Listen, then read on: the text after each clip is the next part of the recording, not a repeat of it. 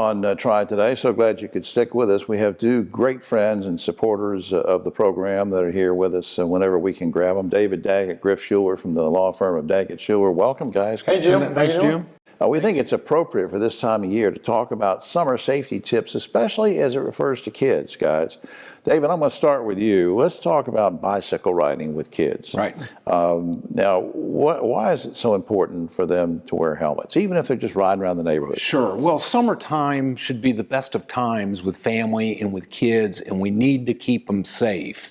And when you're bicycling, the number one thing is wearing a helmet, particularly with younger kids, because when you have a tip over in the driveway, whether you're on training wheels or a larger bike, your head tends to lead the way. All right, yeah. And a helmet prevents 90% of all head injuries. I want parents to really listen to what David's saying. 90% of all head injuries.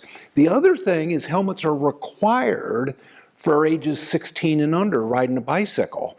And the reason they're required is because kids are so vulnerable in their head when they're riding a bicycle. Yeah, I just think that's so important. I really want everybody to focus in on what David just said, because a lot of parents think, well, we're just teaching them to ride out here around the house. They're not going out on the street. It doesn't matter. We've also done some instructional videos on proper helmet fit and that sort of thing to make sure we get it right and keep these kids safe. Where can people see that online? It is online. I think there's a link on our website. And okay.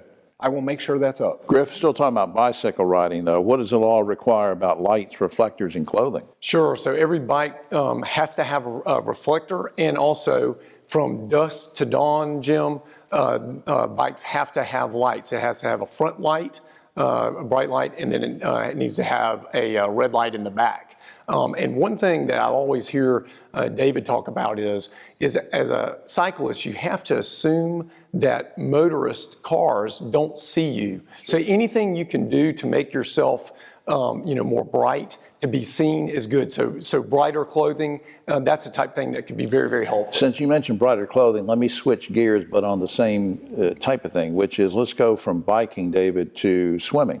Yes. A lot of kids going to the pool. Right. Why is it, and I didn't think about this till you emailed the other day, why is it important that kids wear bright color swimsuits? What does that matter? Well, first of all, what most people don't realize is for children under 4 years old, the leading cause of death after birth is drowning.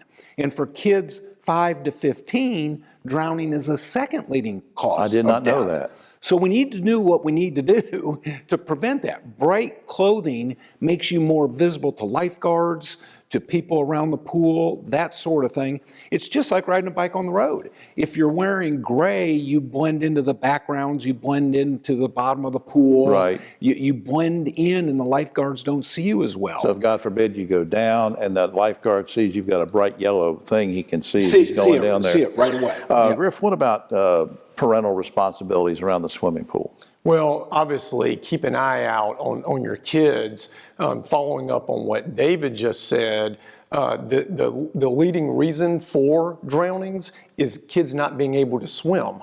So obviously with a lot of the safety things, David and I are very big on prevention. I think one of the biggest things that parents can do to provide prevention for drownings and for pool safety is get your child in a situation where they can learn to swim. Right. There's so many great community programs through the YMCAs and other ways. One of the best things a parent can do is to make sure that their child learns to swim. A lot of injuries in this life can be prevented. Some can't. I understand that. But the type of things that David and Griff are talking about can be prevented. And these are guys that have helped thousands and thousands of people in their jobs. And speaking of that, up on screen, DaggettShulerLaw.com, or you can call 724-1234 if you should need their services. Guys, thanks for the great advice. And you're going to stay over for the roundtable? No, sure. Thank you. We'll be right back after this.